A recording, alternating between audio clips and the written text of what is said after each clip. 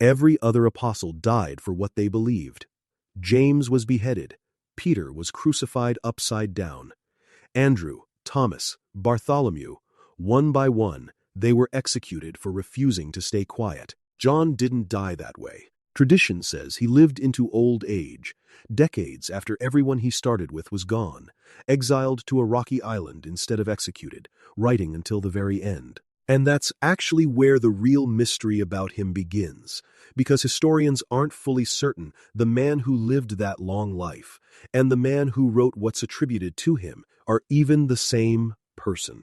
John starts his story as a fisherman on the Sea of Galilee, working alongside his brother James and their father, Zebedee. When Jesus called the two brothers to leave their nets and follow him, the Gospels give them a nickname that says a lot about their personalities: Boanerges, sons of thunder. Whatever that meant exactly, it wasn't a compliment about their patience. From there, John becomes one of the three disciples Jesus keeps closest, alongside Peter and James. He's present at moments the other 9 apostles aren't: the transfiguration, the raising of Jairus' daughter, the agony in the Garden of Gethsemane the night before the crucifixion.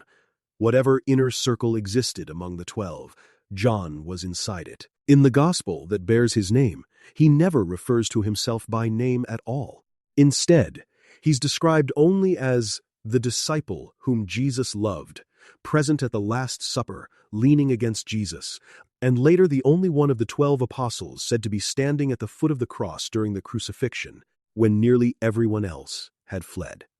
According to that same gospel, it's John that Jesus entrusts with the care of his own mother, Mary, in his final moments. After the resurrection, the book of Acts places John alongside Peter as a leading figure in the earliest Christian community in Jerusalem. Together, they heal a crippled man at the temple gate, are arrested for preaching about the resurrection, and stand before the same religious council that had condemned Jesus, refusing, according to the account, to stop speaking, even when ordered to.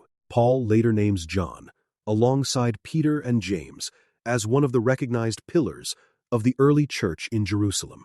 Church tradition after that has him eventually relocating to Ephesus in modern-day Turkey, where he's said to have lived out the rest of an unusually long life, outliving every other apostle by a significant margin.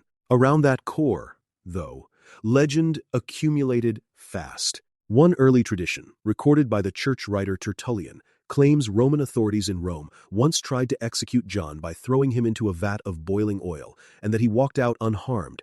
True or not, it's the kind of story that tells you how his later reputation was already hardening into something larger than a single ordinary life.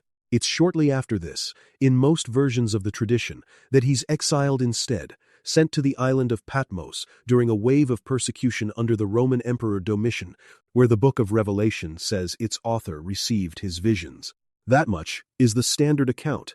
Here's where it gets complicated. The New Testament credits John with 5 separate books: the Gospel of John, 3 short letters, 1, 2, and 3 John, and the book of Revelation, the strange, vivid vision of the end of the world received while its author was exiled on the island of Patmos. For most of church history, all 5 were assumed to be the work of one man: John the Apostle, the fisherman turned beloved disciple, writing across different decades and genres of his long life. But if you actually read them side by side, in the original Greek, something strange shows up. The Gospel of John and the 3 letters share a similar vocabulary, sentence structure, and theological voice, different enough from the other Gospels, but internally consistent with each other. Revelation, on the other hand, is written in noticeably rougher, more grammatically unusual Greek, with a different vocabulary and a completely different literary style, closer to Hebrew-influenced apocalyptic writing than the more polished Greek of the Gospel. That stylistic gap is large enough that, as early as the 3rd century, a bishop named Dionysius of Alexandria argued in writing that the Gospel of John and the book of Revelation simply could not have been written by the same person. He wasn't a skeptic from outside the faith, he was a church leader making a literary argument from inside it, and his observation has held up remarkably well under modern scholarly analysis. So who actually wrote what? The leading theory among modern scholars isn't that anyone lied about authorship. It's that John was simply a common name, and multiple men named John, all connected to the same early Christian community in and around Ephesus, had their work eventually attributed to a single, more famous John, the Apostle. There's John the Apostle, the fisherman, part of Jesus' inner circle, present at the crucifixion. There's a figure some early church writers call John the Elder, or John the Presbyter, mentioned separately from the Apostle by an early 2nd century bishop named Papias, in a fragment of his writing preserved by the later historian Eusebius. Papias claimed to have gathered information from the testimony of the elders, naming a group that included John, and then, in the very same passage, mentions the elder John, again as a distinct, separate source he had also spoken to. Scholars have argued over that single confusing sentence for over a century, because it's the closest thing we have to a contemporary source suggesting two different Johns were active and known in the same region at the same time. And there's John of Patmos, identified in Revelation itself only as John, a prophet in exile, without ever claiming explicitly to be one of the original 12 apostles. Traditional church history collapsed these three into one long-lived man. Modern scholarship increasingly suspects they may be two or even three separate people whose shared name and shared connection to the same Christian community in Ephesus caused their identities and their writings to blend together over the generations.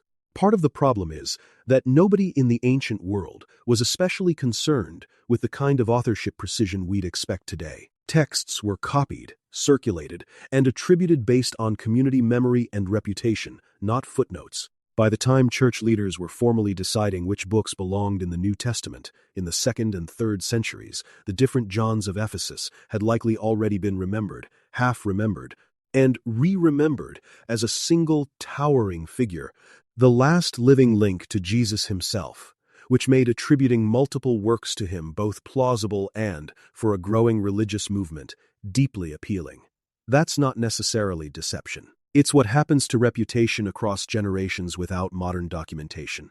The specifics blur, and the most famous name available absorbs the credit. And there's evidence pulling in the other direction, too. Some scholars argue the stylistic differences between the Gospel and Revelation could be explained by decades of time between writing them, a scribe or secretary shaping the Gospel's more polished Greek, or simply the difference between calm theological narrative and the frantic, vision-driven language of an apocalyptic text written in genuine crisis. It's not an open and shut case in either direction, which is exactly why the debate has lasted nearly 2,000 years without resolving. We're not uncertain that someone named John existed, was close to Jesus, and became a major figure in the early church. That part is about as well attested as anything from that period of history. What we're uncertain about is whether the long biography tradition handed us, fisherman, beloved disciple, exile on Patmos, author of 5 different books spanning 50 years,